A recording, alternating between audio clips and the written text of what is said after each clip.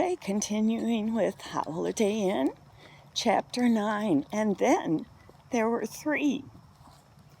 It was useless trying to sleep, even if I'd been able to get the message of the food dish out of my mind, which I wasn't. My eardrums were assaulted by Howard's and Heather's ceaseless caterwauling. It seemed worse than usual that night, with one taking up the howl as soon as the other had left off. With it all, the storm was again raging in full force, thunder and lightning exploding in the air like a giant fireworks display. In short, Chateau Bow Wow was not exactly slumber haven that night. Help howls out now. I turned the phrase over and over in my head. I had already decided that howls referred to Howard and Heather. Someone was telling me to help them out, but who and why? They seemed perfectly capable of taking care of themselves. The way they kept apart from everyone else, they probably wouldn't accept help even if it were offered, unless, and here I stopped for a moment to consider this new thought, unless they had sent the message. Maybe they were saying, "Help us out now." Were they in trouble? Were they, in fact, the next victims? A sudden crash of thunder startled me into realization that it had become very still.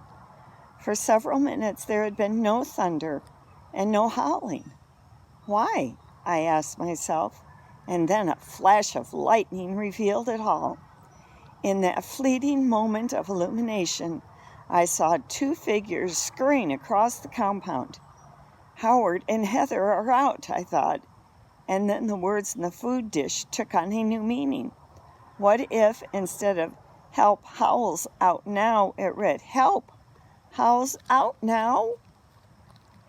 A scene rapidly played itself out in my mind. Chester is eating his dinner. He looks up. Howard and Heather are staring at him through the wire mesh of his bungalow. He realizes that they have put poison in his food, and as he takes a last gasp of breath, I could feel the tears coming to my eyes as I imagine this part. He finds some way to scratch out the message on the bottom of his food dish, hoping that somehow it would reach me. A cry for help. A warning from beyond. That was it. I was certain. Without giving a thought to what I'd do once I got there, I threw open my door and raced across the compound to Howard and Heather's bungalow. Taxi must have seen me coming because he called out, "Harold!" I didn't answer. "Harold, is that you? What are you doing? What's going on?" I stopped dead in my tracks. Howard and Heather were gone. "They're out again," I cried, "on the loose." "What are you talking about?" Taxi asked. "Who's out?" "Howard and Heather. Have you seen them, Taxi? We have to find them before it's too late." "Sure, I've seen them. Seems like I've seen them every night, everybody tonight." "Sure, I've seen them. Seems like I've seen everybody tonight." "What do you mean? Who have you seen?" "I just told you, Harold, everybody." "Well, everybody but you, that is, until now. Now I've seen you too. Boy, it's been some night. Trying to sleep? Forget it." "Who have you seen?" "Everybody." First, Howard and Heather were running around. I thought they were pretty silly. I mean, with the rain coming down like it is and all, seems to me it's a good night to stay at home. You know what I mean? "Who else?" "Oh, well then, Max and Georgette." "So they were out too," I said under my breath. "Yeah, I thought, boy, some night for a picnic." Then I got mad that I wasn't invited, so I went to the back of my bungalow and sulked. And Lyle? I don't know if he sulked or not. He probably did, knowing him. But you'll have to ask him No, I interrupted. I mean, was he out too?" "Oh, Yes, no, I don't think so. Maybe, I'm not sure. I glanced over at Lyle's bungalow. I heard him muttering to himself inside, and then I cast my eyes in the direction of Max and Georgette's bungalow. They were both empty. Mystery upon mystery, I thought. What did it all mean? I thought back to the message at the bottom of the food dish. If it read, "Help! Howl's out now," it might mean that Howard and Heather were the murderers and that they'd now killed Max and Georgette. Or if it read, "Help! Howl's out now," it could mean that Howard and Heather were next on the list of victims. That Max and Georgette were the killers and they'd struck again. Now they'd escape, just as they had planned. My mind was spinning. "Taxi," I said, scratching myself behind the ear. "Yes, Harold? What do you make of it?" "Oh, I'd say it should let up by tomorrow morning." "Huh?" "I think it'll blow over soon. This is just a little squall. I don't think—" "I'm not talking about the storm, Taxi." "Oh. I'm talking about all these strange disappearances."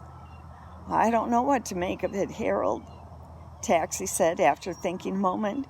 "But I'll tell you one thing." "What's that?" "I sure will be glad to get back home." I looked around the compound. There were 3 of us left, 3 out of 9 who had started the week at Chateau Bow Wow. "So will I, Taxi," I said. "So will I." Back inside my bungalow, I shook myself dry and lay down to think. I really didn't know what was left for me to do. Obviously, I'd been too late. Whatever the message had been, or had meant, Howard and Heather were gone, and there was no longer anything anyone could do to help. With a heavy heart, I shut my eyes and tried once again to sleep. I shall never forget my dream that night. I was the only one left in all of Chateau Bow Wow, perhaps in all the world. I was the only one left. I went running from bungalow to bungalow, crying, "They're gone, they're gone." And then from all around me, a terrible cry went up. It was like Howard and Heather's howling, but echoing and coming from all directions. I tried to run from it. I ran in a big circle, round and around, attempting to escape the awful sound. "They're gone," I cried again, as the hollering reverberated in my ears. And then I felt myself being kicked over and over. It was Chester, or the ghost of Chester, kicking me and accusing me. "You blew it, you blew it. I tried to tell you, but you couldn't figure it out until it was too late. Boy, leave it to a dumb dog." The kicking went on and on. It was so bad that I woke up. "Chester," I cried, thinking I was still in my nightmare. "It's about time," a voice replied. I shook my head, trying to make clear if I was awake or asleep. "Boy, Harold, nobody sleeps the way you do. Even for a dog, you're in a class all by yourself." I'd know that voice anywhere. And those insults, it could only be— "Chester," I cried. "Well, give the little dog a big cigar," he said. There was no doubt about it. I was awake, and Chester was back. Chapter 10, Mystery, Mayhem, and Mud. I couldn't believe my eyes. "Was it all a dream?" I asked Chester. "Of course it wasn't," he said. "Now come on, we've got to move fast." I was still blinking in disbelief when I heard a howl that sounded like the one in my dream. Echoing eerily, it sent a shiver all through me. "Howard and Heather! It's them, isn't it, Chester? They're the ones, aren't they?" Yes, he answered impatiently. "It's been them all along, hasn't it? Come on, Harold, move it." As I was pulling myself to my feet, I heard a voice call out, "They're gone!" "Chester," I cried in amazement. "This is just like my dream. The echo, the voice, everything. What's happening? Who just said they're gone?" Harrison, he replied quickly as he pushed against my hind legs, which was still sitting. No more questions, Harold. Just follow me. We've got to get the others. And help Harrison find Howard and Heather, I added, but Chester was already out the door and couldn't hear me. By the time I'd found him, he was already scratching